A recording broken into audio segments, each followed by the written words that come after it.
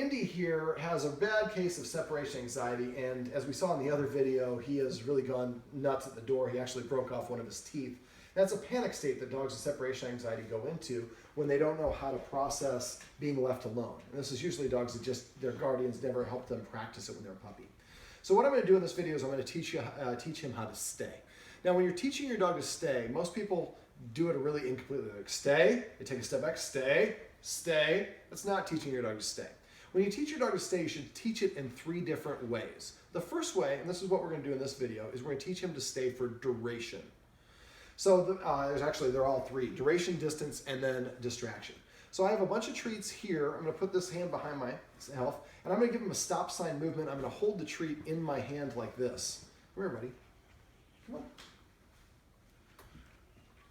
You get a freebie. All right, Indy, come here.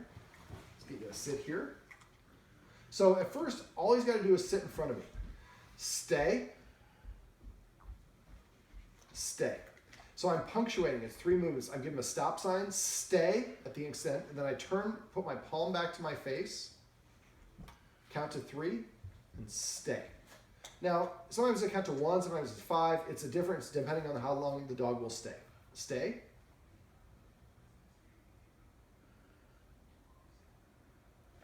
Stay. I was going to give it to him at 5, but he turned at 4. So I waited for him to look back at me before I rewarded him. Stay.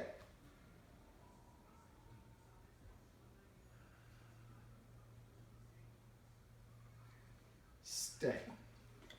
So that was 10 seconds. Stay.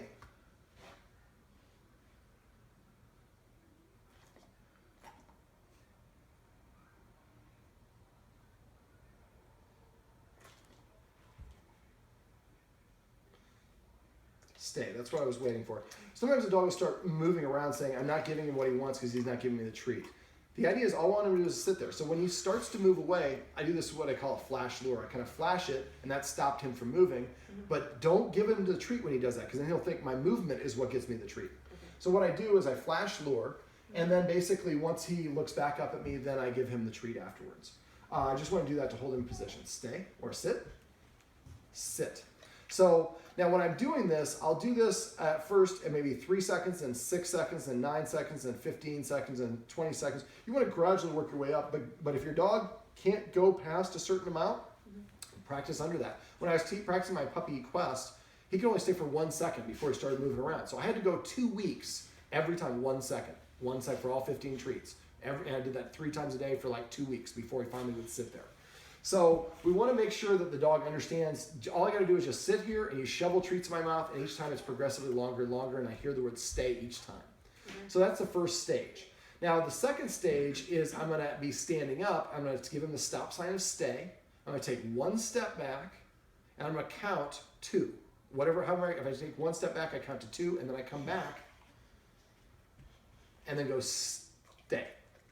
Next time, I'm going to say stay, then go 3 steps back and count to 6. Then I'm going to come back to him, give him the treat. A lot of people call the dog to them, and that's what we call an auto release. The dog starts saying, I can move away when I want to. Okay. So for the first stage, where we're doing just duration, I would keep practicing this until you can get up to the point where your dog will sit there for 5 minutes straight. Now this is one of those times we go beyond 5 minutes on the training session.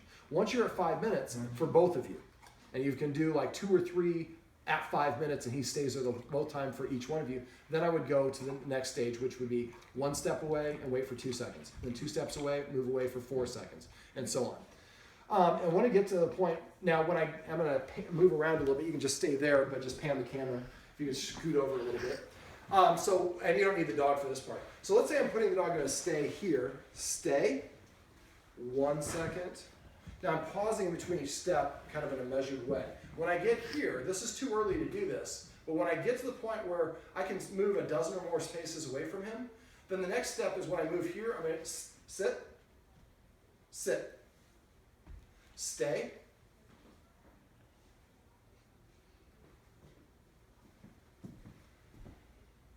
stay. So you want to first start incorporating some distance. Then when we get enough distance and he can stay, and we've practiced 12, 15 pace or whatever, then I want to move out of his sight just for a second first, then come back, and then go back to him and give him the treat. Okay. And then eventually, the next thing we do is I might stay over here for like 3 seconds, for 5 seconds. So this is, eventually he's gonna have to stay even though you leave the room where he can't see you. So this is why it's important that we practice this, but at first we do it for 5 minutes for duration. So once we got to the point where, come here buddy, let's do it that way. Once we get to the point where the dog can stay even though we walk away, and we can walk away and have some duration, come buddy, sit. We need some good-looking, we need a good-looking male on camera, and I'm not it. There you go. Stay. Or that would be a sit. So the next stage is to do this, recreate the same thing, but this time we have maybe the TV on. Or we have one of the kids, hitting something, it would be difficult to get your kids to participate in that. But we want to start incorporating some distractions. Now, at first we keep it a very benign distraction, just a ding, ding, or whatever the sound is. But maybe we have the TV on at volume 2. Then we start doing it at volume 4 the next time. So we gradually start increasing the distractions.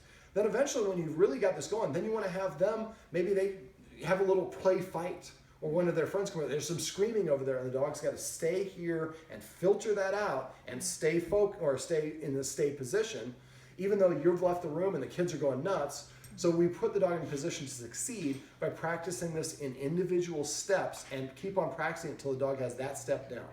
Now, one thing I neglected to do here that I always want to do is, you don't have to do this for each repetition, but if I put the dog in this, I'll do it right here. So sit, stay,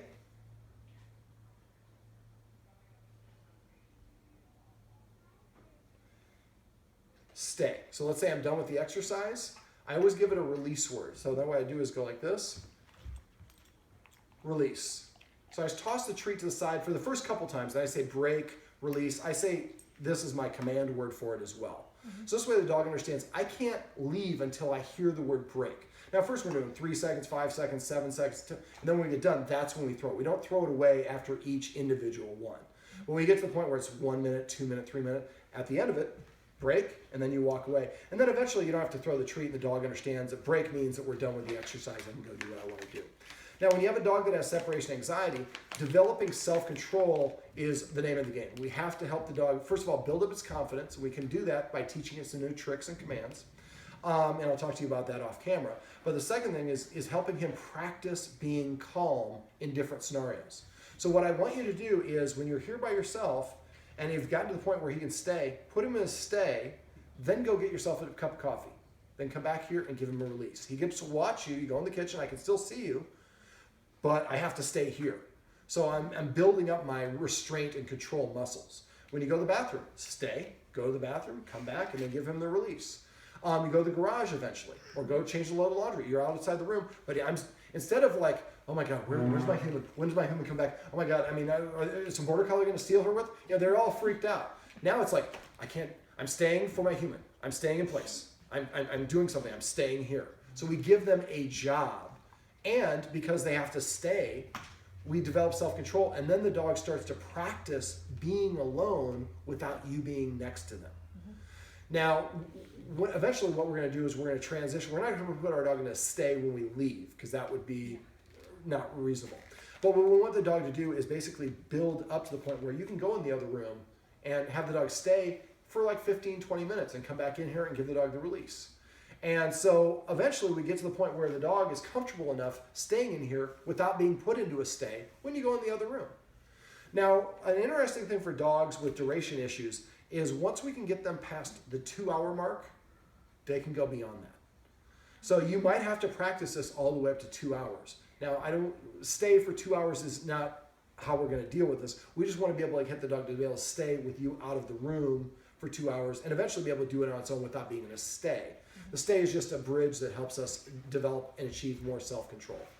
But the focus exercise that we did off camera also will help with that. When you leave, before we have to stay in, then your husband can do the focus exercise with one of your daughters, and then the dog is focused on that instead of worrying about where you're at. A lot of the separation anxiety is worry. So we're going to distract the dog by giving it something to do so the dog doesn't have anything to worry about. So this is a very long-winded way of how you can teach your dog how to stay.